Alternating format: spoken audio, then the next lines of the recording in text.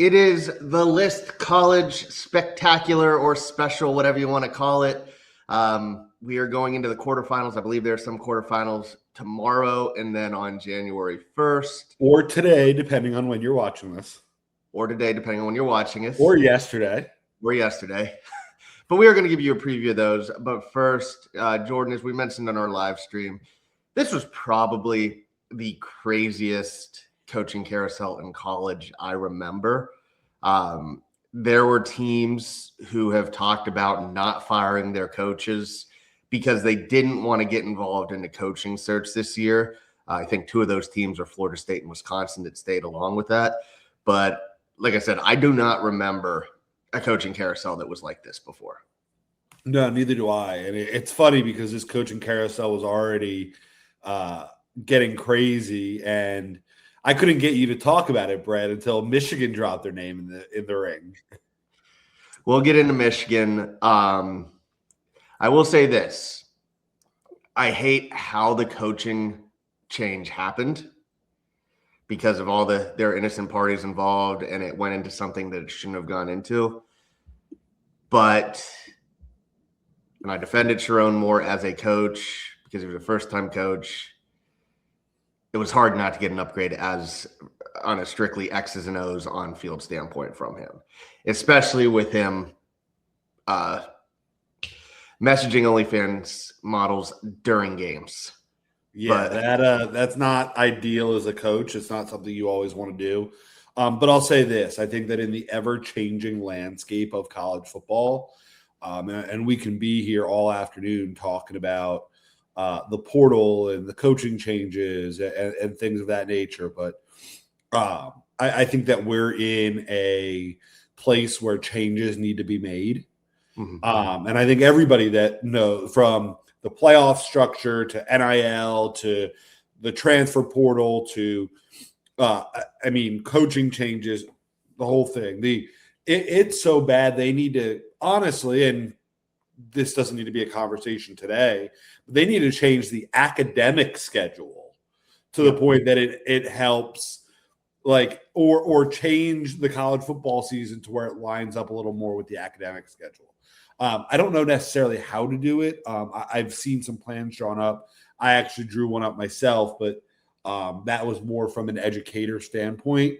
But something needs to change, and it needs to change relatively quickly, or every year for college football is essentially going to be you're going to spend the first quarter of the season relearning where guys are.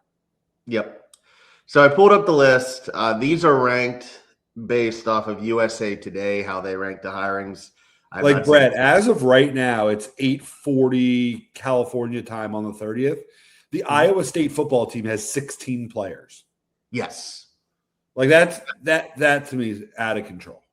Yeah, they do not have the money to invest in NIL. And then you say they hired Jimmy Rogers from Washington State. He comes over. He's going to bring – you're like, oh, well, they're just going to replace all the guys from Washington State. And but then that's a team that's going to be decimated. And you just have teams that get decimated. It seems like more and more every year. And I'm sorry, you can continue. That's just fine. Yep, nope, I get it. But this is how USA Today has them ranked. This is not necessarily how I have them ranked or how you have them ranked. We're just going to give an A grade. And the number one hire they have for this cycle is James Franklin going to Virginia Tech.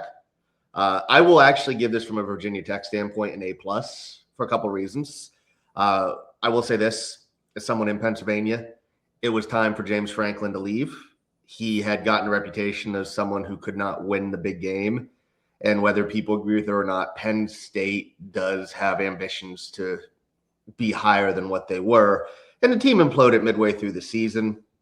You look at Virginia Tech, they've been down for a while. James Franklin is a great recruiter. When he took over the job, that Virginia Tech was in the hundreds in the recruiting ranking. They finished with a top 20 class. Now, granted, a lot of that was taking recruits from Penn State. But however you get it is fine.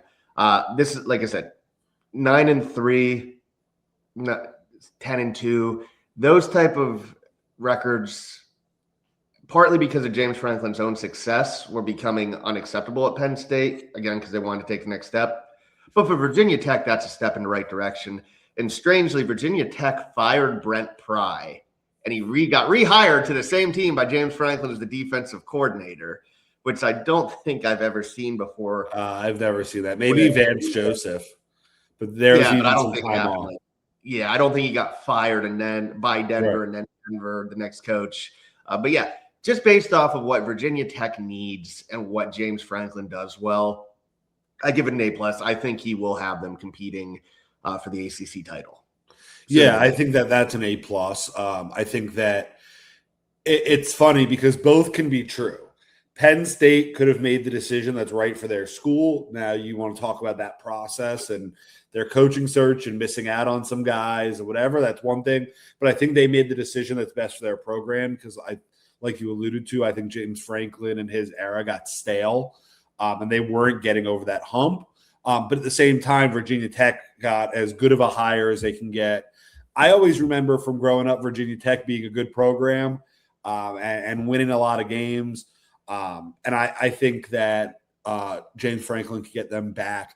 I don't know if they can compete for national titles, but they could definitely compete for an ACC championship year in and year out. And in an era where Clemson's taking a little bit of a step back, Florida State has taken a step back over the couple of years. Yeah, you have Miami, that's good, but in a year where Virginia and Duke were playing for a spot in the playoff. Obviously, Duke won and JMU went in instead. But I could see Virginia Tech in the next couple of years competing for a spot like that in that last playoff spot. Yeah. So great hire for the Hokies. Next, you have Lane Kiffin to LSU. I think from a PR standpoint, you give it an F because I don't think anybody ruined their reputation with how they handled the search like Lane Kiffin did.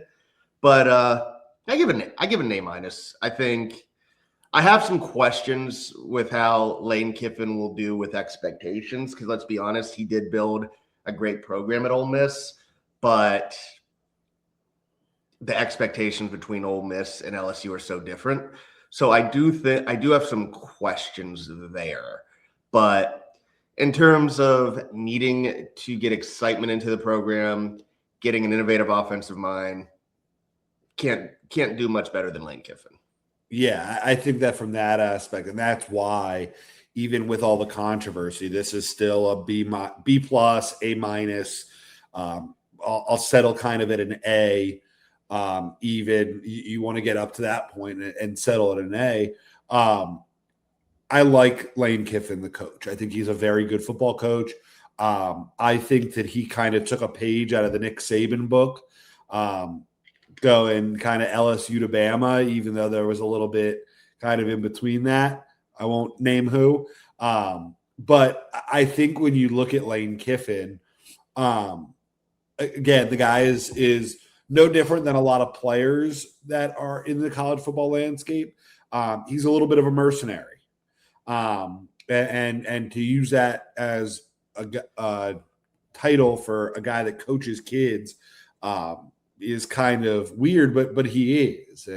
And so he's always going to look for what the biggest job is. And I've joked a couple times and said it a couple times, but don't think that when Kalen DeBoer eventually leaves Alabama, that they're not going to discuss Lane Kiffin going to Alabama because that's going to happen. I was going to say, because Kalen DeBoer briefly got linked with Penn State and Michigan. And so if that would have happened, we might be sitting here talking about LSU still looking for a coach and Alabama having Lane Kiffin. So I think that when you make a deal with Lane Kiffin, you kind of know that that's what you're getting yourself into. I think that the hot yoga stuff is funny. I think him posting stuff now that he's at LSU with doing workouts and trolling Ole Miss, I think that kind of stuff is good for college football. I think that it's light, it's funny. I don't necessarily see his in the same light as I see Sharon Moore. I think his is more gamesmanship. He also didn't do that with someone who works directly under him. And also didn't threaten to kill her and himself. Yes. So I think that when you're looking at Lane Kiffin, yeah, there are a lot of question marks. This is going to come down to, does LSU win a national championship? If LSU wins a national championship with Lane Kiffin as the coach, this is a success. If they don't win a national championship with him as a coach, it is an absolute utter failure. Yep. Speaking of Sharon Moore, next is Kyle Whittingham from Michigan. Just happened. If he was 56 instead of 66, I think this is an A higher. But if he was 56 instead of 66, he's probably not leaving Utah. True. I'll give it a B, though. I think I saw the joke that there couldn't be more of a whiplash if Michigan tried, because they went from the horniest coach in college football to a Mormon. But Michigan needs an adult in the room. Kyle Whittingham is someone in the past when we got Brady Hoke, if we didn't get, because everybody wanted Jim Harbaugh, he wasn't going to come. He didn't come. I wanted Kyle Whittingham. If we couldn't get Harbaugh when Hoke was fired, Kyle Whittingham's a guy I would have looked at then too. What Michigan wants to do is what Whittingham installed at Utah. And you and I talked about this the other day. It brings an adult into the room, which Michigan needed. I know I get trolled for the sign stealing and all that stuff, but the one thing, even under Harbaugh, you cannot deny is there have been controversies with assistants, controversies with recruiting, sign scandals, the whole mess with Sharon Moore.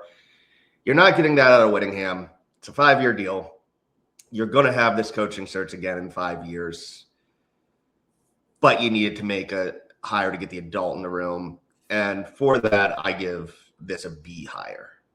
Yeah, when you look at the Michigan program over the last couple of years, there's been so much controversy, even to the point that, like, when you started looking at candidates and you put out Jesse Minter's name, it was like, no, he can't until there are so many coaches that have been in and out of the Michigan building, most that we've talked about, some that we haven't even talked about, but that kind of wore out their welcome and did things not what I think a school like Michigan wants to hold itself to. And I think over these next 5 years with Kyle Whittingham, you'll see him, like you said, clean that stuff up and get Michigan back to the place that they are a very, very appealing job for the guy that takes over for Whittingham. Yeah. So I think that from that aspect, you love it. I think that there are bigger names you get from a winning standpoint, but I think that you won't bottom out as bad with Whittingham. And I think you're going to see them keep, and I know they already have with a couple of their big name guys, specifically Underwood, but I think you're going to keep a talented roster intact and bring a grown man that's good at coaching football. So I'll give this a B+. It's honestly even an A- just because of how good of a coach they ended up with, in how late of the cycle and how disastrous and embarrassing that kind of played out. I think Whittingham is the best you could have asked for. And I wonder if the Michigan thing would have happened earlier and Michigan would have been open earlier in the cycle, if they still would have ended up with the same coach, because number one, I think he would have had a couple other options. And number two, they might have been looking in a couple different directions. Yeah. So just full service, the reason it even took as long as it did is Michigan wanted to talk to Kalen DeBoer. So if Oklahoma would have beat Alabama, we might have been having a different discussion. I don't think Kalen DeBoer. We might be having a Lane Kiffin conversation. Yes, we would have. Because there are rumors that DeBoer's family is not happy in Alabama. Don't know if it's true, not reporting if there's enough smoke out there. Michigan would have made DeBoer tell them no. But from the sounds of it, it was DeBoer and then Kyle Whittingham and Kenny Dillingham were kind of right there together. God, I would love to have seen you say those names fast. Yeah. The only concern I have about Whittingham from a Michigan standpoint is he's basically coached his entire life at Utah. So there is a regional issue there, but he even said in his press conference he understands it. He's probably he said he's only going to keep 2 or 3 staffs, current staff members at Michigan to kind of help. Tony Alford, their running backs coach, was the big one. They already announced he's coming back. But he did say you need to have people who know the area. But at the same time, he said Michigan is one of those brands that is going to recruit itself. Absolutely. So that's the worry. So age and never coaching outside of Utah. Like, he's been at Utah since 1993 in some capacity. So those are the two concerns I have. Next coach, John Sumrall to Florida. And we're going to talk about another person too. I think if Sumrall went to Auburn, I would say it was a B+, A- hire. For Florida, I'm going to say C+, for a couple reasons. One, Florida was all in on Lane Kiffin. So you don't get Lane Kiffin, you're putting the next guy behind the 8 ball. I think Sumrall's a good coach, but if you look at where he's coached at Tulane in Troy.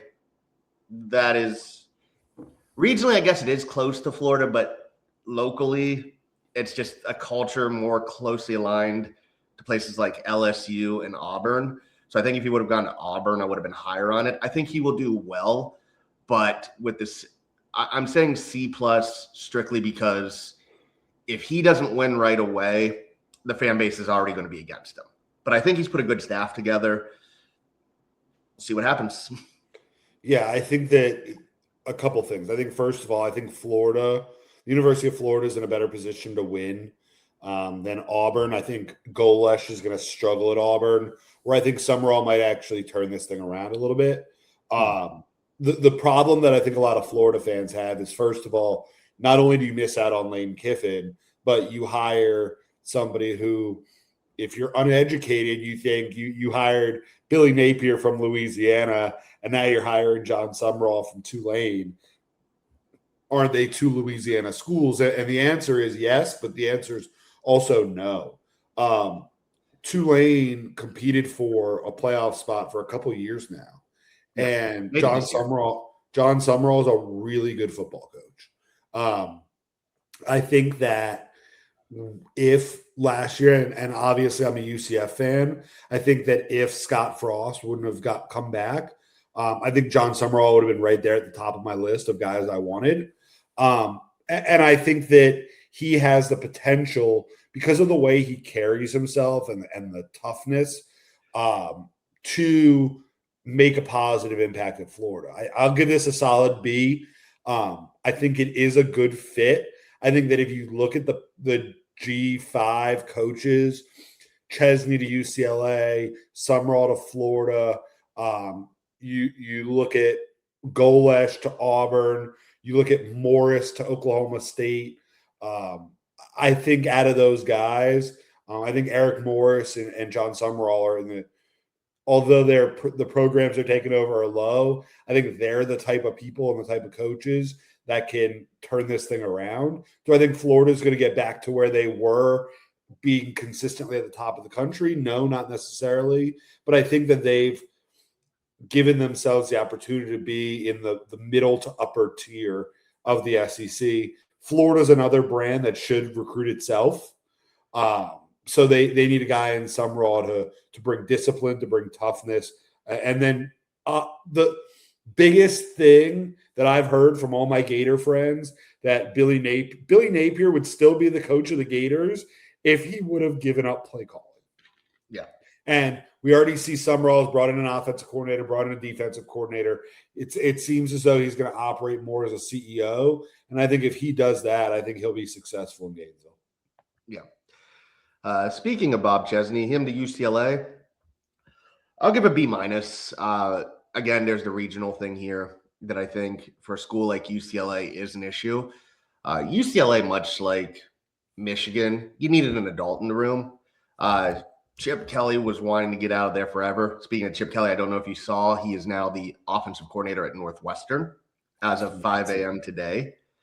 But James Madison, great school now that they're up in the FBS. They have a lot of money. He kept the success going that Kirk Cignetti had. It's tough to say because, again, he kept success that was already set up going, even though he has been a successful coach in both FCS and now with James Madison. Right, but he had a lot of success, but Signetti also took a big chunk of those guys to Indiana with him. Yeah, which is fair. So he's a good coach.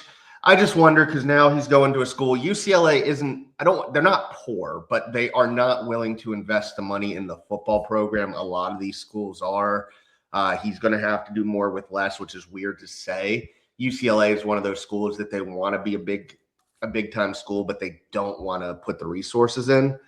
I think he will have him competing. I think he is in a much better position than promoting Deshaun Foster was. I think they'll be bowl eligible. Biggest thing here is, again, the regional aspect is such a concern. Yeah, it is a concern, but Chesney's a winner. I just looked it up. He's 132-52 as a head coach, which is a good number that you want to have. I give this a C, obviously because of the regional stuff. I think that's a big factor, especially. I think it's a lot bigger at a place like UCLA than it is at Michigan. So it's going to be interesting to see really how he fills out his staff and positions where he's recruiting in the local community. But Chesney's a winner, and I think that UCLA, being in the Big Ten, is trying to find a guy that can come in and do similar to what Signetti did. And I think that was probably a conversation that was had. It's going to be interesting to see if Chesney kind of can bring things back at UCLA. They were obviously better towards the end of the year than they were early in the year.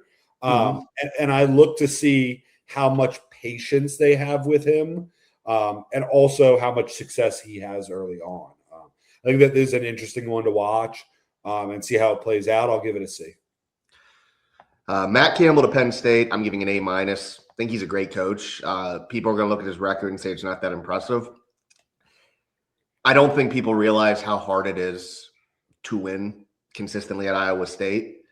Like you said, like we talked about earlier when we started this recording, they don't have money. They had to cancel plans to build a new facility for their teams. It's a tough job, and Matt Campbell had them competing for the Big 12 championship last year. That's one of those jobs that's just impossible. If you saw how the Penn State process went, they backed into a great coach. There are rumors that Kalani Sitake verbally accepted the job, but then Crumble Cookie got involved and gave him a bunch of money, and he stayed with BYU. The process is an F. Let's be honest, like not the hire, but the process itself was an F because Penn State torpedoed their recruiting class to where they have I think 2 or 3 commits, signees. So this was a lost year. They did hire Danton Lynn as their defensive coordinator, who is a Penn State alum, was doing great work at USC. So from an end standpoint, I say this is an A-. There are some questions because the expectation's different at Penn State than Iowa State, so that's going to be the question. But I do think he is a really good hire. Yeah, absolutely. I think you hit the nail on a couple heads. But it's kind of funny that the explanation you gave on James Franklin earlier, if you kind of built like the James Franklin category of coaches, Matt Campbell would probably be right at the top of the list. He obviously overachieved with what he had at Iowa State, which is kind of being exposed a little bit right now. And I think that there's going to be a situation where a lot like we talked about, a lot of Iowa State guys are going to end up at Penn State with him. But to me, this is a B+, even going down to a B, just because of how the cycle went and how disastrous of a hiring cycle. Penn State was probably the first job open, I believe. And if it wasn't for the Michigan thing, they probably would have been the last one to fill. And that's not because they wanted to take their time. That's because they missed out on a lot of guys. And so I think that factors into their grading. I think that Penn State as an organization has definitely taken a step backwards, I think. I think Indiana has cemented themselves above them. Even it doesn't matter that it's just one good year, or I guess you could say 2 good years. I think that there are things being built at Indiana that put them, I think, a little higher than Penn State right now. But I think that in the Big Ten, that 4th slot between Indiana, Ohio State, and Michigan is still up for grabs. I'm sorry, and Oregon. So that let's say in that top 5, obviously USC is always poking around and things of that nature. But I believe that Penn State has the opportunity to not bottom out and still compete. But it's going to take a lot. I would see them or could see them struggling for a couple of years. They could. They've got to rebuild the roster. They've lost a lot of people. It is going to take some time. But I do think that Campbell's bringing some good coaches in. Pat Fitzgerald to Michigan State, I'm giving a D+, and I will explain why. First of all, Michigan State has had a lot of scandal in their athletic department, just had to vacate wins. They had sexual assault cases. And you're hiring a guy, even if he was cleared, and Pat Fitzgerald, who was fired by Northwestern due to a hazing allegation that he apparently oversaw and turned a blind eye to. Northwestern is a tough place to win, but looking at his last couple years as a coach, we will say 5 years. 2018, 9-5, good. But again, this is back when the Big Ten was in 2 different divisions, and Northwestern was in a the worst side of the division because one side had Penn State, Ohio State, Michigan, and the other side you had Wisconsin and Iowa, so there was different standards. But you had 9-6, then you had 9-5, excuse me. Then you had 3-9, 7-2 during the COVID year, so you kind of throw that out. Then 3-9, and then his last year was 1-11. Again, Northwestern is a tough place to win at, but he has not shown to be a coach that has evolved and relies on player development, which in the NIL and transfer portal time is not something you can do. Michigan State did just get an influx from donors for NIL, which is good for them. But Pat Fitzgerald just feels like a coach that he was good in the 2010s, but in current college football, I don't think he's adapted. He has a chance to show it, but even looking at his coaching staff, okay, you get Nick Sheridan from Bama to be your offensive coordinator. He's been a good QB coach, but the few times he's called plays, it hasn't worked out well.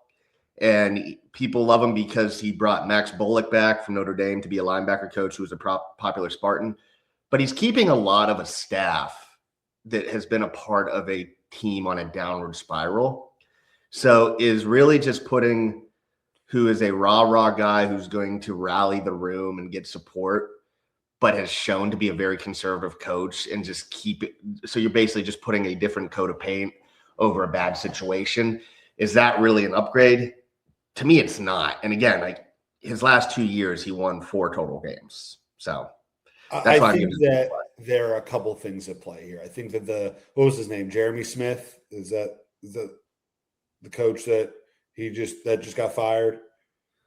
Something Smith. Jonathan Smith. That was also again I thought Jonathan Smith was a solid hire, but he never coached east of Idaho. And I think that was the issue with Jonathan Smith coming from Oregon State, is that he had never coached there and didn't know the area. And I think that part of bringing in Pat Fitzgerald, similar to the reason we talked with Kenny Whittingham, we're gonna do that Willingham all year. Similar to what we talked about with Kyle Whittingham, you have to bring an adult in the room, and I think that Pat Fitzgerald has shown that even in down years, he can still. Obviously, Michigan State felt he could still lead a group of men. I don't think expectations are that high at Michigan State. I don't think they expect that Pat Fitzgerald is going to cause them to be in Big Ten championship games.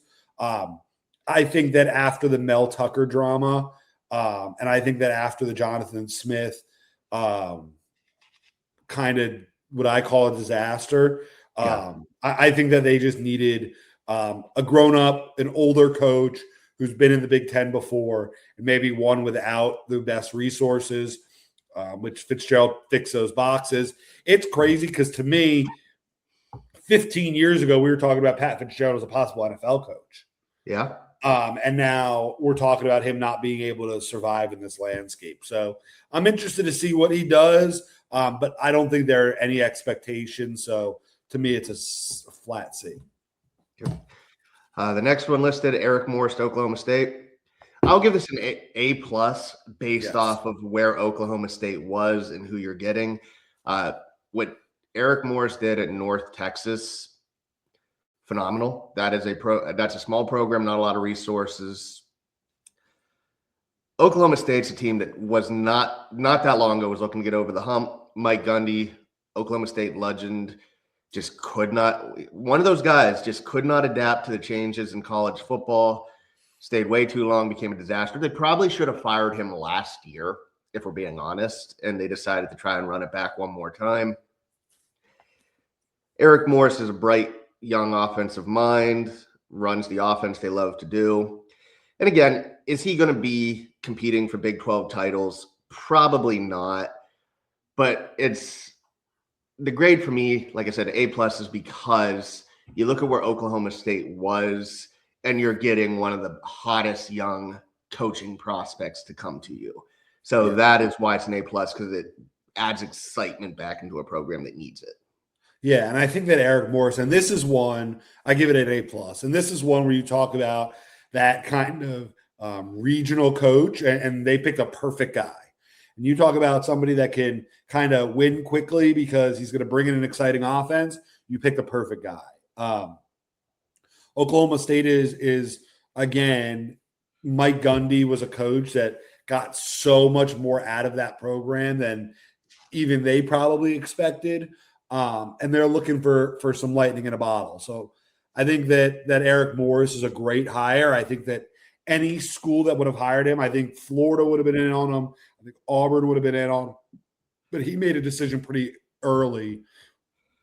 I think some of that has to do with the region, and some of that has to do with his vision as a coach fits well at Oklahoma State.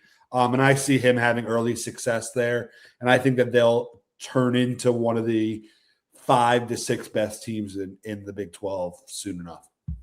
Yep. Speaking of Big 12, Colin Klein to Kansas State. There's sentimental value there. Chris Kleiman retired. You bring back the former, I believe he was a Heisman Trophy finalist there, right? Colin Klein. Yeah, I knew he was there, and they just missed the playoff, but I didn't remember if he got to New York as an invite. I'm giving it a C though, just because honestly he doesn't have much time as a coach. He did good stuff with Texas A&M as their offensive coordinator this year. It's just hard to go from a coordinator to a Power 4 head coaching job, especially one that maybe unrealistically does have some level of expectations. Again, Kansas State, 100% built by Bill Snyder. Chris Kleiman kept it going. You're looking at, if you're going 7-8 wins with the occasional 9-10, you're considered successful there. So it's not going to be much. I just think that it is still a big leap for someone like Klein, who is still so young in his coaching career. I think that what Kansas State's vision was to try to we don't want to change anything. We want to keep what Chris Kleinman did and just keep it going. And I think when we look at Coach Klein, he's going to come in and he has his work cut out for him to keep that, because it's not easy to win at Kansas State. And I think he's going to learn that really quickly. I'll give this a D plus, just because I think that program could have I know that they went the nostalgia route. That route didn't really work for West Virginia. It didn't really work for UCF. I told you it wouldn't for either of those schools. No, you were 100% right. But look, as somebody that was in on the nostalgia, it's fun. Like, you want to run it back, you want to see the vision. But but it doesn't work out that way necessarily in this college football climate. So I'm going to give that a D plus. I think Kansas State's program got worse. You're not getting Colin Klein to come out the tunnel to play. You're getting them to coach. And so if Avery Johnson stays, if other pieces stay, we'll see what they look like next year. But I think that this is a team that will very likely take a step back. Yeah. Alex Golesh at Auburn. It's ironic because if Alex Golesh went to Florida and John Summerall went to Auburn, I'd be higher on both hires for both teams just because of the regional stuff. I'm giving this a C, not because I don't like Golesh. I think he has proven at South Florida to be a very good coach. The issue I have is Auburn almost has unrealistic expectations. And if he doesn't win right away, it's again going to be down the same road. And it's just tough. And this is, like I said, it's not too far from what they were trying to do previously, but it's more spread passing. And unless you're Tennessee, and even then they've had issues with Heupel, running that system in the SEC just isn't going to work if you don't get the defense down. And I know he's keeping DJ Durkin, which Auburn fans seem mixed on. It's just a tough job because people want to talk about schools with unrealistic expectations, and Auburn's probably at the top of that. See how quickly they turned on Brian Harsin, which was just a weird hire from the beginning. Will Freeze was just a weird hire too, or Hugh Freeze, excuse me. Yeah, I'm giving a C- just because and it's not because of Golesh. It's just Auburn's just one of those schools that's such a tough job. So for me, it's interesting. First of all, USF is the biggest rival of my school, UCF. So seeing them hire Brian Hartline was not something I love to see. And then also, Golesh was a former offensive coordinator for UCF. I think that the true sign of a bad hire is when you're an SEC team hiring a coach from the American Conference, and the team in the American Conference is happy that you just took their coach. Yeah. I think that while Golesh has good qualities, I think he's going to be a good offensive coordinator. I think very, very similar to Jeff Lebby, who's now the head coach at Mississippi State. I think they got SEC head coaching jobs a little too early. I don't think they're necessarily ready for it. I think that Golesh is going to struggle. I don't think he's going to last at Auburn. Auburn fans are already upset with him because 2 quarterbacks have already gone in the portal and Cam Coleman's already gone in the portal, among others. And so if you're going to say, I'm just going to bring my USF guys, Byron Brown's a good quarterback. But outside of that, you have SEC level players, and you're banking that your first impression is going to be with your G5 quarterback. I think Golesh is going to struggle. I think they're going to be bad. And I think in a couple years, he's going to be back to looking for either a coordinator job or a G5 coaching job. And it's going to be interesting to see, but I liked him as a coach. I like Auburn as a school. I don't like the pairing at all. Yeah. I also think that that's one of those. Look, there are some jobs that you need an adult in the room and some jobs that you don't. And I think Auburn right now is one of those that you kind of do. And I don't see Golesh being that guy. So I give it an F. Yeah. Morgan Scalley to Utah. I'm giving a D+, and it's not because of Morgan Scalley. It's the situation. I would have given it a B-. So he was the coach in waiting.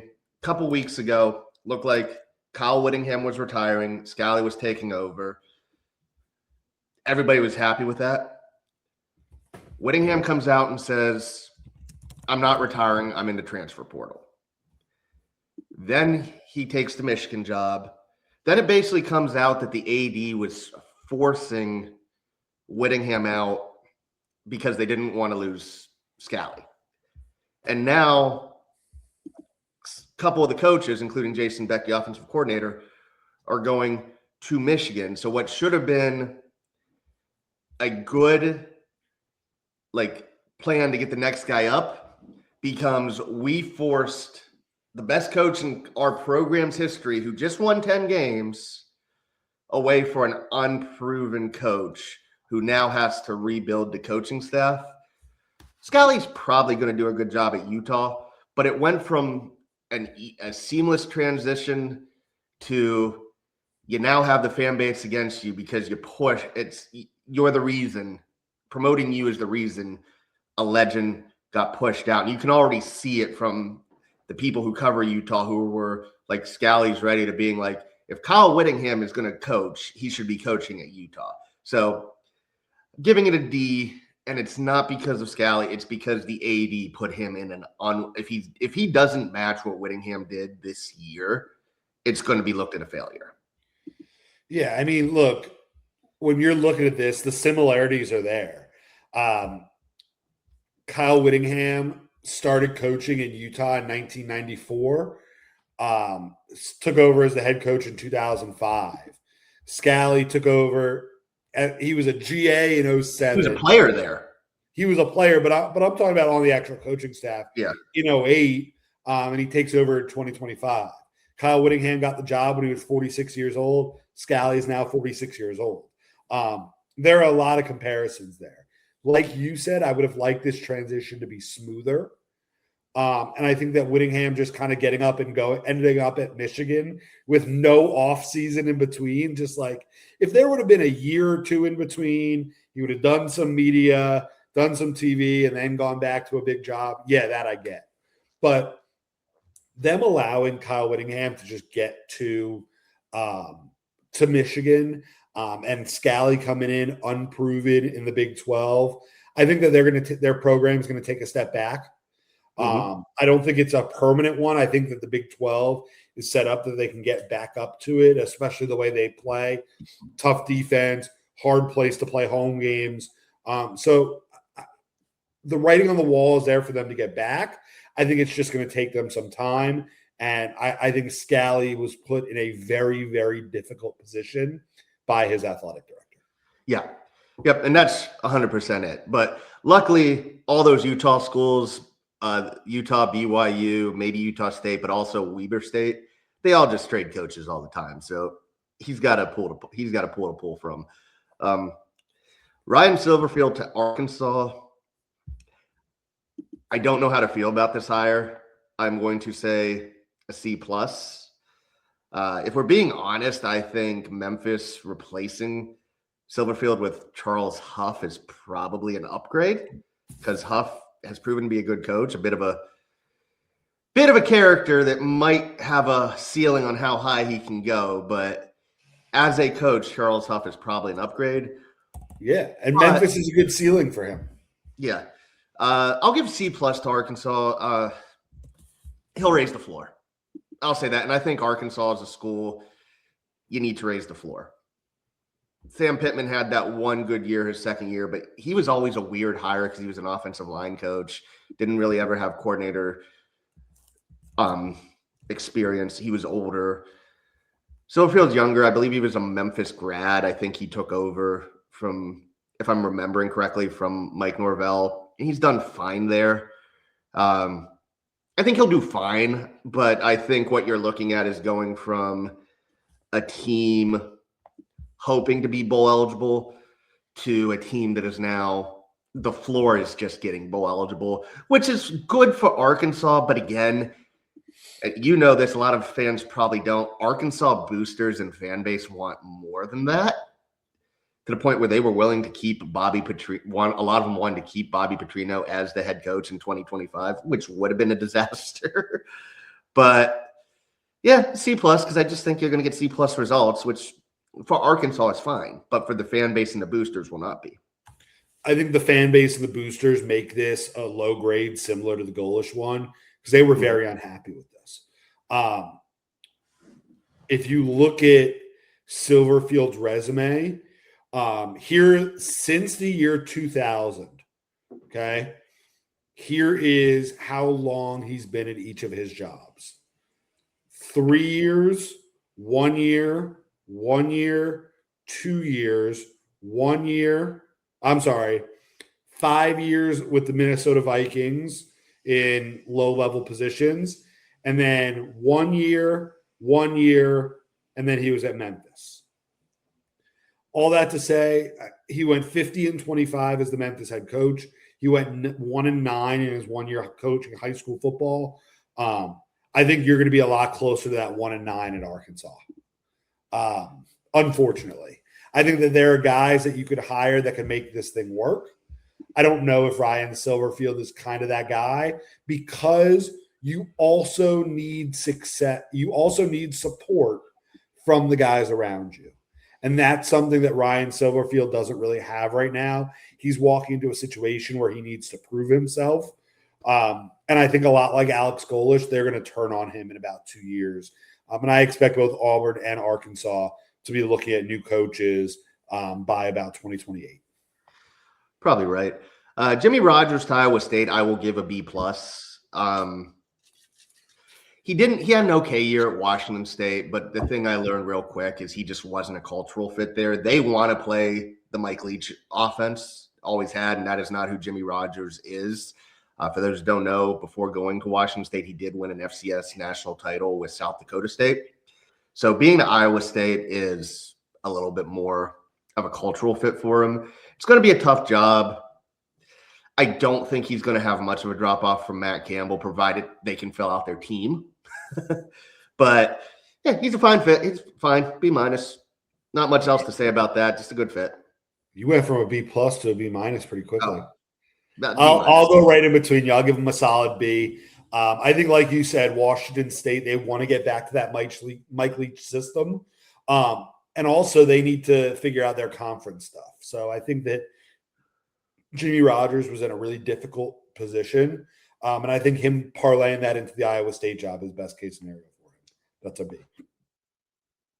Excuse me. You got Will Stein at Kentucky. He's a Kentucky grad.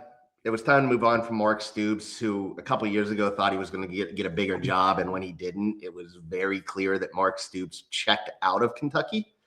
So change was made. He understands the area. For a school like Kentucky, that's one of the schools you need someone who understands the school, the fan base, the area. So I'll give that a B+.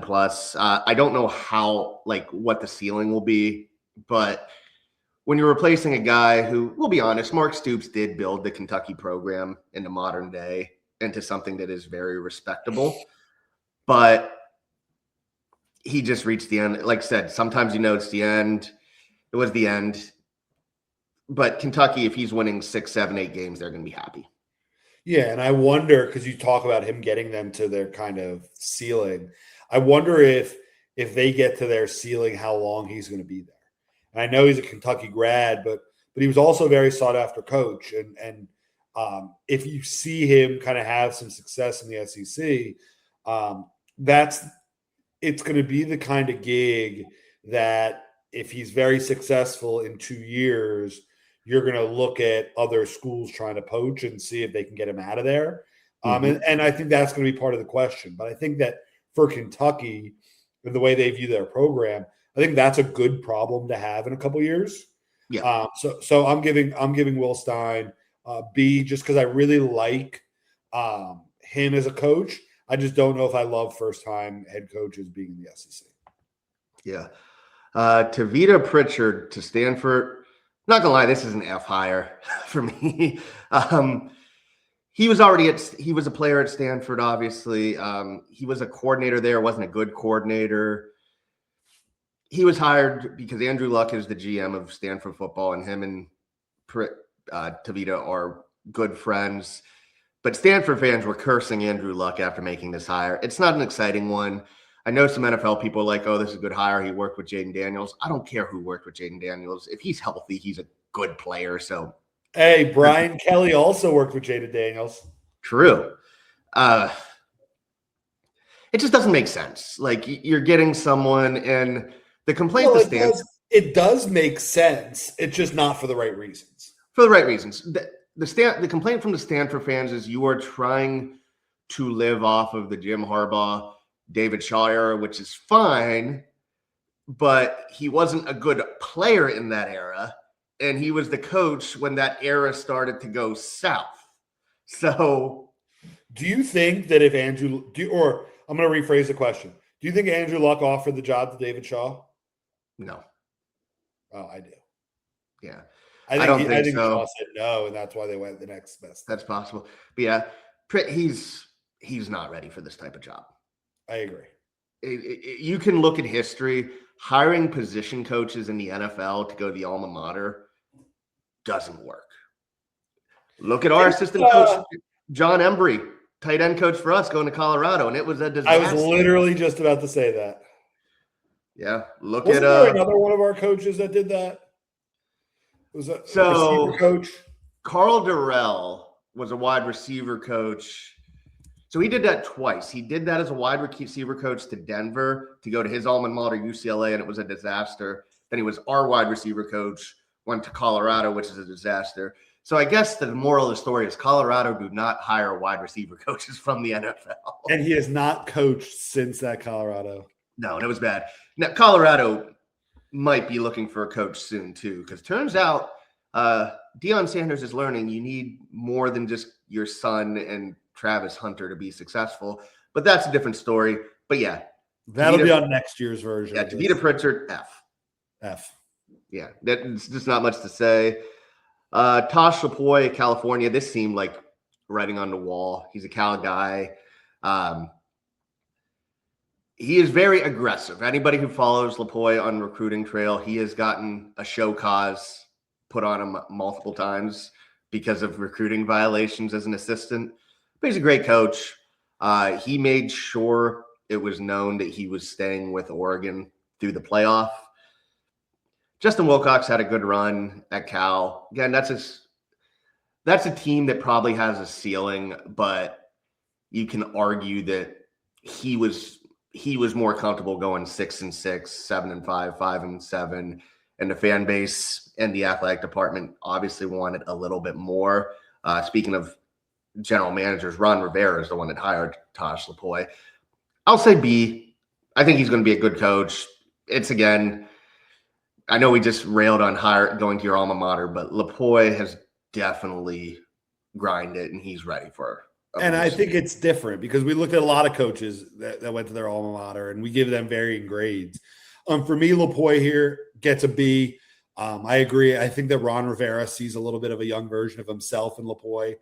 And Lapoy definitely has that energy that you want to see. And if he could keep JKS at quarterback there, they might have a little something in the short term at Cal.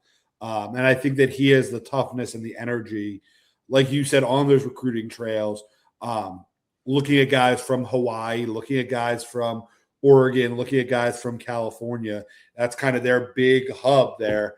I think Lapoy is going to do a good job. Yep. And the last hire we're going to talk about that's Power 4, Pete Golding, Mississippi. It's a C+. Like, nothing against Golding. Ole Miss was just trying to keep continuity. I don't know if he's ready for this type of job. No, but we're going to find out in 2 days. Yeah. It's just C+ because really I don't really feel there's a lot of excitement around the hire. He's got to earn it. So this is just kind of we're saying C+ because I feel like that's the feeling around Ole Miss right now, despite being in the playoff. Yeah. Yep. Yeah. Not really much to say about that. Shout out to, I do think, Brian Hartline. I'm surprised he went to USF. It's still Group of 5, but Hartline's not going to be at USF long. He is destined for a Power 4 job, and I'm kind of surprised he didn't get one of the lower ones. But I know as a UCF fan and alum, you are, like you already mentioned, you are not happy that Hartline is going to USF. Yeah, I think that Hartline, I think he saw the writing on the wall this way. If he takes, let's just say he takes the Auburn job, okay? there's a chance that in 2 years he's going back and being a coordinator somewhere or being a receiver coach somewhere. He takes the USF job. There's a chance in 2 years he's talking about getting a much bigger job if he wins there. So I think that that's the way Hartline looked at it, and I think it was an A+ hire for USF. Yep. Are there any other hires you want to talk about? Like I mentioned, Charles Huff. I think he's a good hire for Memphis. I think if it wasn't for how he left Marshall, I think he could have Power 4 potential as a coach. Been around Saban, been around James Franklin, been around Bill O'Brien, all these and he's built winners wherever he's gone. But yeah, I would say Hartline, he's going to be in the coaching carousel again in a year or two for a bigger job. Yeah, I agree. And then, no, this point we're an hour in. So if people are still with us, they want our predictions. Yep. All right. So I do have the bracket. We're just going to go down. Starting first game up, Oregon, Texas Tech.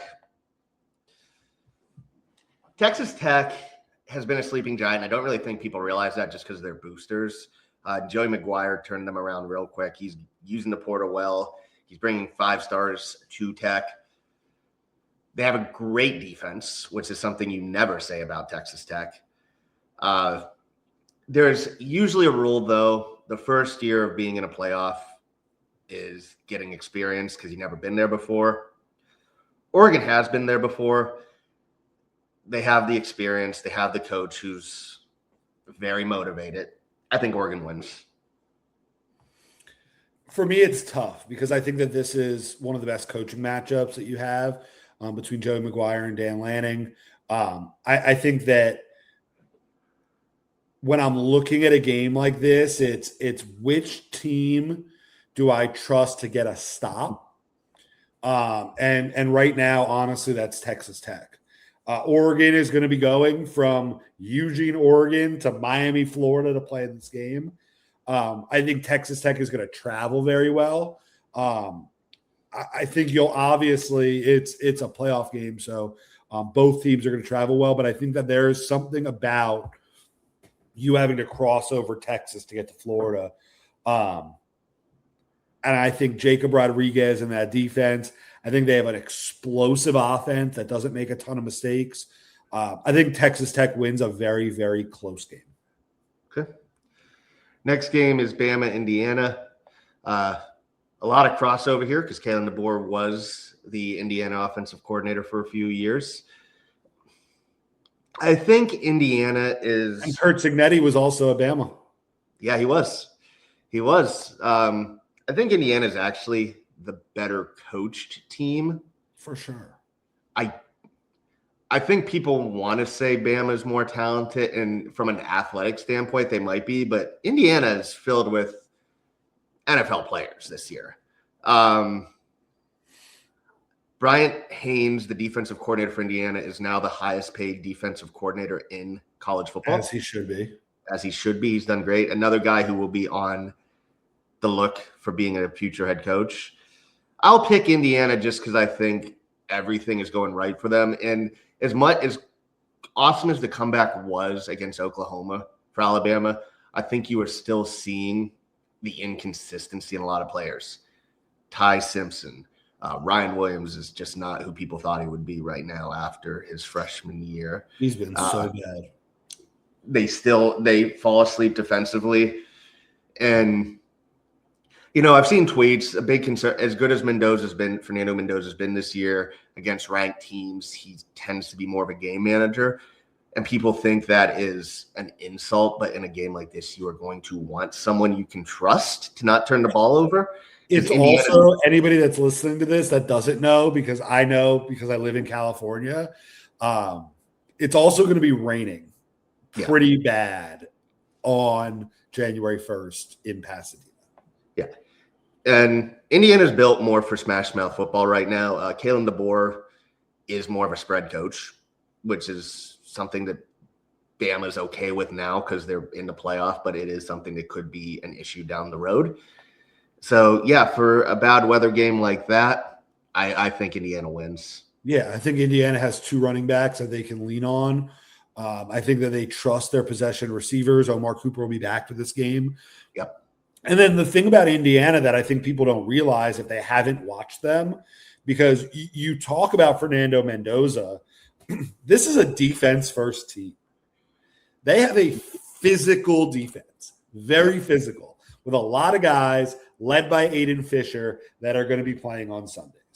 Yep. D'Angelo Pons is going to be playing on Sundays. We had him in our mock draft yesterday, even though we've gotten a ton of shit for him. Okay. The Indiana is going to win this game by 2 or 3 scores. And I think that Alabama, after this game, will look themselves in the mirror and realize that they got beat and punched in the mouth by a team that's a lot like what they used to look like. Yep. Yeah, no, I agree there. Georgia, Ole Miss. I have a weird feeling to this because Georgia's one of those teams that they will look so inconsistent in game, but then they end up destroying that team they're playing against. Like they did the first time they had a late comeback against Ole Miss the last time they played. Yeah, I think Georgia wins.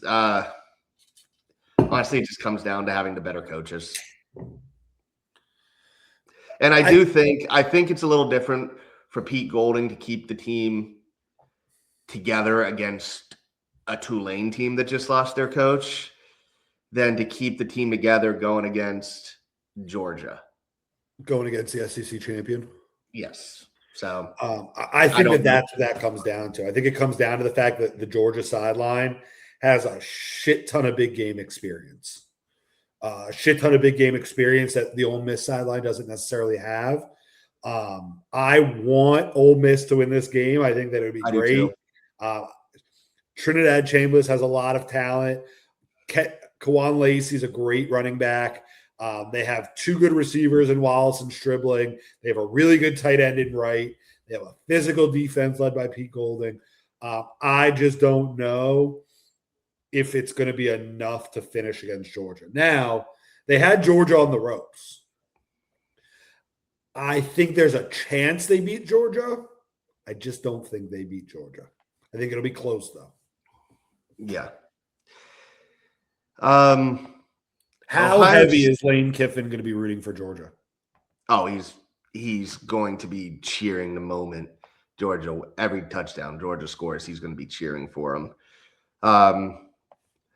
Ohio State, the University of Miami, the U.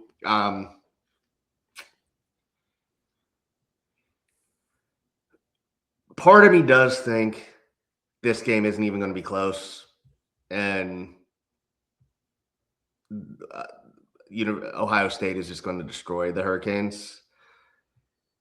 But seeing what pressure did to Julian Sayin in the Big Ten championship game, he hasn't faced all year. You saw where some of the arm strength concerns came out. It doesn't matter how good your wide receivers are if you can't get them the ball because you can't get the air under it because of pressure. Miami won against Texas A&M, which surprised me, but they won because their defensive line was getting pressure all game and they could run the ball. Running against Ohio State is going to be difficult. You got a bunch of guys that are going to be in the NFL on that. Kenyatta Jackson. On both sides of the ball. Yep. Caden Curry is really good. McDonald, Arvell Reese, Sonny Styles, who, again, people give him shit, but I don't think people have watched enough Sonny Styles. That's a different story. It's going to be tough, but if Miami can get pressure on Sayin, they can make it interesting. The question becomes, only one team has gotten pressure on Sayin all year, so can Miami get pressure on Julian Sayin? And if they can't, this game is going to be over at halftime. I think that Miami has the secondary pieces to be physical with Jeremiah Smith, with Brandon Innes, with Cardell Tate, with Max Clure.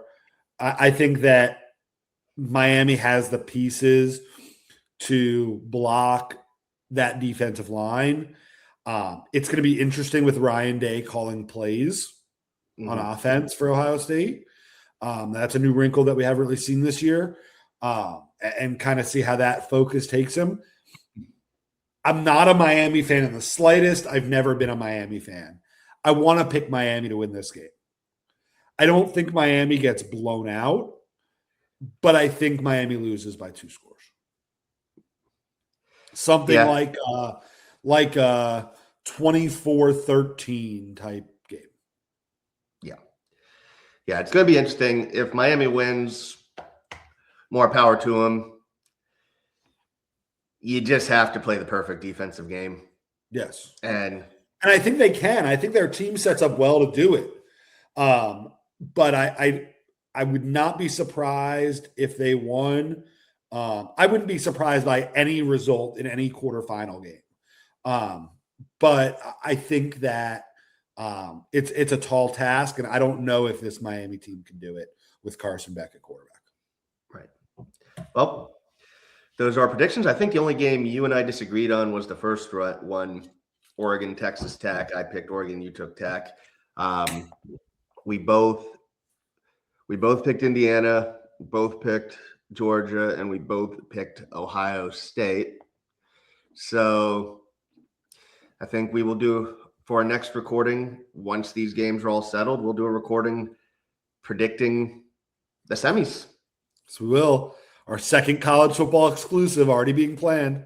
Yep, we will do that. And of course, just a reminder, Sunday after the game, we will be doing another live stream reviewing the season, reviewing history before Black Monday. And for those who always ask, I will, in fact, be doing the Haka too. So be ready for that, guys. Yep, I will see you all on Sunday.